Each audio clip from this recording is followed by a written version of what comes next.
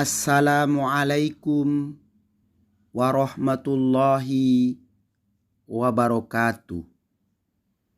Alhamdulillah wassalatu wassalamu ala rasulillah wa ala alihi wa ashabihi wa mawalah, amma ba'du. Asyhadu an la ilaha illallah wa ashhadu anna Muhammadan abduhu wa rasuluh. Kaum muslimin, kaum muslimat, ayah bunda, abang kakak dimanapun berada. Insya Allah pada kesempatan kali ini kita akan sama-sama belajar memahami tentang tafsir surah Al-Fatihah. Sahabat-sahabatku, kaum muslimin, kaum muslimat dimanapun berada. Dalam video kali ini kita akan membahas tuntas tentang tafsir surah Al-Fatihah. Dengan harapan semoga kita semua mendapatkan berkah, manfaat yang luar biasa dari surah Al-Fatihah. Surah Al-Fatihah merupakan pembuka dalam Al-Quran yang memiliki makna dan pesan penting untuk kita sebagai umat Islam. Surah Al-Fatihah adalah surah pertama dari Al-Quran dan dikenal sebagai surah pembuka atau doa pembuka Al-Quran. Surah ini terdiri dari 7 ayat yang begitu sangat penting bagi setiap muslim.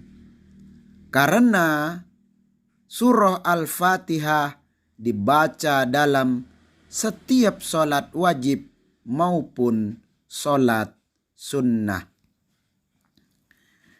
Kaum muslimin, kaum muslimat yang berbahagia, mari kita bahas satu persatu ayat dalam surah Al-Fatihah dan maknanya. Ayat pertama, Bismillahirrahmanirrahim.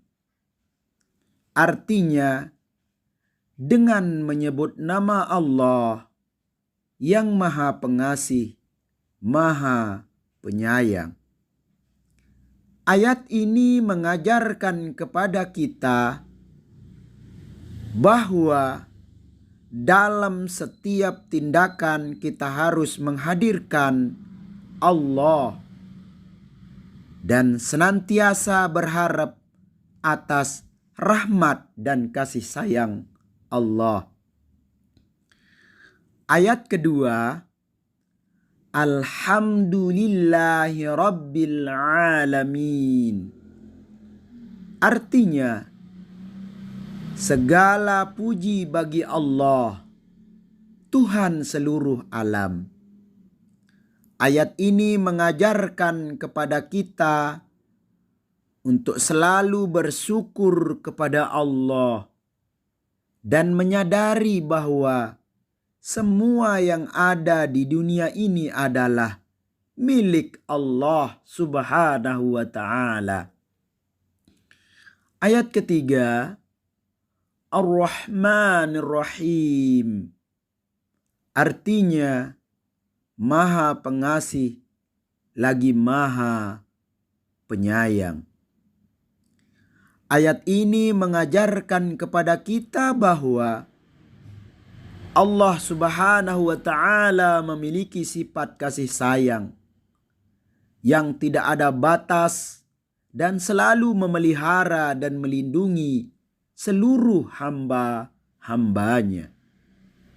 kaum muslimin, kaum muslimat, ayah bunda, abang kakak, dimanapun berada. Ayat keempat, Maliki yaumiddin, artinya yang menguasai hari pembalasan adalah Allah Subhanahu wa ta'ala. Ayat ini mengajarkan kepada kita bahwa Allah adalah hakim yang adil dan akan membalas setiap perbuatan yang kita lakukan di dunia ini. Ayat kelima, Iyyaka na'budu wa iyyaka nasta'in.